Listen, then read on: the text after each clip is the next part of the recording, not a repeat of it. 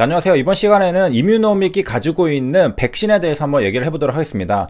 자, 이뮤노믹이 백신 개발하고 있는 것은 이미 알려져 있는데요. 자, 새로운 사실은 아니지만은 이뮤노믹도 바로 RNA 플랫폼 기술을 가지고 있습니다. 어떻게 해서 획득을 하게 되었느냐? 자, 바로 레플리케이트 바이오사이언스를 인수를 했습니다. 그래서 이 회사가 가지고 있던 플랫폼 기술을 획득을 하게 된 건데, 그게 바로 RNA 플랫폼 기술입니다. 자, RNA 백신 같은 경우에는 최근에 이제 많이 이슈가 되고 있죠. 그래서 백신에 있어서도 한 단계 패러다임 전환이 일어났다라고까지는 표현하기는 좀 그렇지만은 획기적인 변화들이 일어나고 있는 것 중에 하나가 바로 RNA 백신입니다. 그래서 RNA 백신이랑 일반적으로 우리가 이제 사백신이라고 하는 약독화시키던가 죽은 그런 조각들을 넣어줘서 우리가 후천 면역을 유도하는 것이랑 어떤 차이가 있는지를 한번 보면요. 우리가 보통 이제 후천 면역을 유도하는 것은 어떤 단백질, 항원에 대해서 항체를 생성할 수 있도록 도와주는 거죠. 미리 투입을 해서 거기에 대한 훈련을 통해서 항체를 미리 우리 몸에서 준비할 수 있게 도와주는 건데, 전체적인 부분은 똑같지만은 어떤 점에서 다르냐. 자, 일반적으로 사용하던 백신 같은 경우에는요, 그 단백질 자체를 넣어줬습니다. 그런데 이제 mRNA 백신, 이 m은 메신저라는 뜻입니다. 그래서 mRNA 백신은 조각을 넣어주는 게 아니라 RNA죠. RNA는 단백질을 만드는 겁니다. 우리 몸에 단백질 조각을 넣어주는 게 아니라 그 단백질을 만드는 mRNA를 넣어준다는 거죠. 그러면 우리 몸에 들어가서 우리 세포를 이용해서 바로 그 질병에 존재하는 스파이크 단백질을 만들게 되는 겁니다. 이 점에서 이제 차이가 나는 거죠. 자, 그 전에는 스파이크 단백질을 직접 넣어줬다. 예를 들어 이제 그 질병 바이러스를 쪼개가지고 스파이크 단백질을 넣어줘서 우리 몸에서 항체를 만들게 했던 게 기존의 방식이었다면요, mRNA 백신은 RNA가 들어가서 우리 몸의 세포를 이용해서 우리 몸엔 없었던 이 스파이크 단백질을 만들어낸 겁니다. 그러니까 우리 몸의 세포들을 이용해서 그 질병에, 그 바이러스에 존재하던 이 스파이크 단백질을 직접 만들게 되는 거죠. 이런 과정을 통해서 후천 면역이 발생을 하게 되고요. 그렇게 될 경우에는 우리가 면역력이 생겼다라고 볼 수가 있겠습니다. 항체가 있으면 면역력이 있다고 볼 수 있는 거죠. 자, 그래서 요즘 트렌드가 RNA 백신 기술인데, 바로 이뮤노믹도 RNA 플랫폼 기술을 가지고 있다라는 겁니다. 자, 최근에 인수를 통해서 획득을 했고요. 자, 이 기술을 적용해서 백신 효능을 높이고 생산 효율을 향상시킬 계획이라고 밝히고 있습니다. 자, 그리고 이뮤노믹은 이것만 있는 게 아니죠. 기존에 가지고 있던 유나이트 플랫폼도 있습니다. 이것과 RNA 플랫폼 기술을 결합을 하면은 이제 굉장히 강력한 치료제 개발이 가능해진다라고 기대한다 말하고 있고요. 자, 좀 더 이제 RNA 백신에 대해서 들여다보면요, 여기에 뉴클레오사이드가 나오는데 오랜만에 한번 복습을 해보도록 하겠습니다. 자, 뉴클레오타이드라는 게 또 있는데 요거를 이제 구분을 할 줄 알아야 돼요. 그래서 뉴클레오타이드는 DNA랑 RNA를 구성하는 단위체입니다. 그러니까 RNA 백신에서 뉴클레오사이드가 등장하는 것은 전혀 이상하지 않죠. 그래서 뉴클레오사이드가 변형된 mRNA 분자를 우리 인체세포에 투여를 해주는 게 바로 RNA 백신입니다. 그러니까 DNA, RNA가 뉴클레오타이드로 이루어져 있으니까 뉴클레오사이드를 변형해서 만드는 게 RNA 백신이다라는 게 전혀 이상하지 않죠?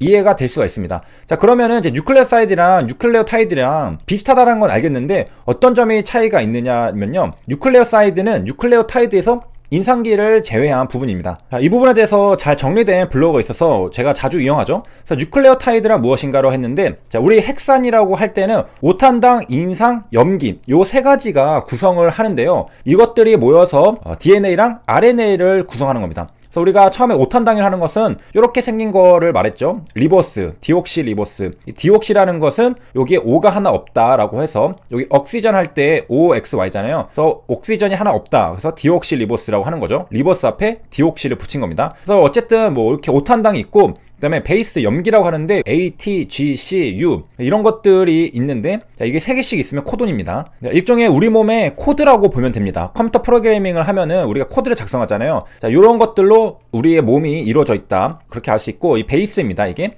그 다음에 이제 인산이라는 게 있는데, 이제 포스페이트라고 해서 여기 P가 있습니다. 그래서 뉴클레오시드는 뭐냐면요, 리보스에다가 아데닌, 구아닌 이런 것들이 붙어 있을 때 아데노신, 구아노신 이런 거 들어본 적 있죠? 이게 바로 뉴클레오시드입니다. 그 다음에 뉴클레오시드랑 디오시 뉴클레오시드는 앞에 디옥시 뉴클레오시드가 붙었을 경우에 또 이렇게 부르는 거고요. 자, 이거 두 개가 뉴클레오시드고요. 자, 그러면 뉴클레오타이드는 뭐냐? 여기다가 우리가 아까 봤던 인산까지 더해지면은 뉴클레오타이드입니다. 그러니까 뉴클레오시드랑 뉴클레오타이드랑 가장 큰 차이점이 뭐냐? 인산이 붙었나 안 붙었나 그 차이입니다. 그래서 인산이 안 붙었다 그럼 뉴클레오시드고요. 인산이 붙었다 그러면 뉴클레오타이드라고 합니다. 그래서 용어로 좀 구분해보자면은 여기 옆에 사이드라고 있죠. 그러니까 사이드에 붙을 게 아직 남아있다 그러면은 뉴클레오시드라고 생각하면 되겠습니다. 이 사이드에 붙어야 되는 게 인산이죠. 사이드에 아직 붙을 게 남아있다 그러면 뉴클레오시드라고 외우시면은 좀 구분하기 편하겠죠. 자, 그래서 다시 돌아오면요, 뉴클레오사이드, 아직 사이드에 포스페이트가 붙어있지 않죠. 사이드가 비어있어. 그래서 뉴클레오사이드는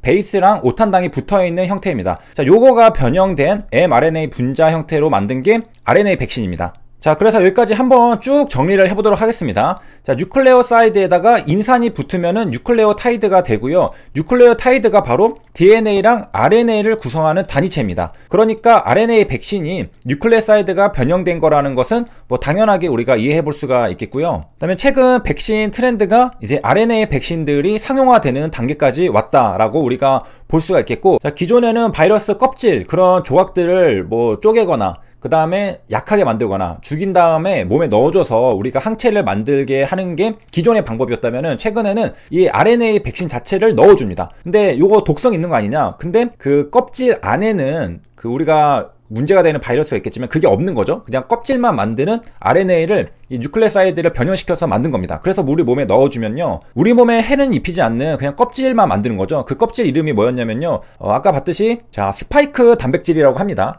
그래서 이런 것만 만들어서 넣어줘서 항체를 생성하는 것이고요. 그 안에 바이러스는 있지 않으니까 우리 몸에서 뭐 독성을 나타내진 않죠. 그래서 자, 이런 방식으로 백신을 만드는 게 이제 최근 트렌드로 이제 넘어가는 중이고, 자, 아마 아직 많이들 들어보셨을 겁니다. 어디다 투여하느냐? 근육에다가 투여를 한다고 합니다. 그래서 이 mRNA가 몸에 들어가면요, 이 세포를 이용해서 단백질 조각을 만들게 됩니다.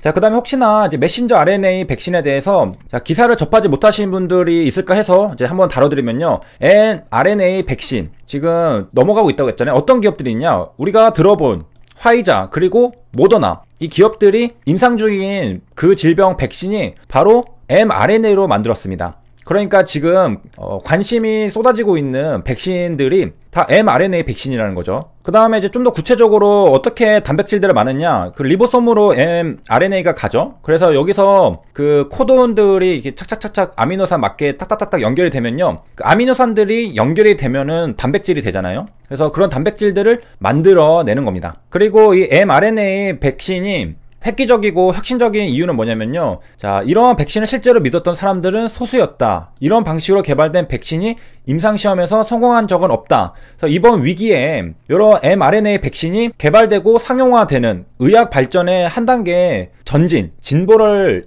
가져올 수 있는 그런 또 트리거 역할도 했죠. 이런 기회가 아니었으면은 mRNA 백신에 대한 연구들은 조금 더 늦게 이루어졌을 수도 있습니다. 물론 이제 mRNA 백신이 우리 몸에 정확히 어떤 영향을 미칠지 그런 것들이 불확실하기 때문에 굉장히 위험하다라고 우려를 표하는 분들도 많습니다. 제 개인적인 생각으로는 불확실해서 위험하다고 전진하지 않으면은 계속 그 자리에 있기 때문에 누군가는 리스크를 지고 혁신을 이뤄내는 방향을 선호합니다. 자, 그래서 이번 시간에는 mRNA 백신에 대해서 알아봤고요. 이뮤노믹도 RNA 플랫폼 기술을 가지고 있다라는 사실을 다시 한번 조망해 봤습니다. 여기까지 시청해 주셔서 감사합니다.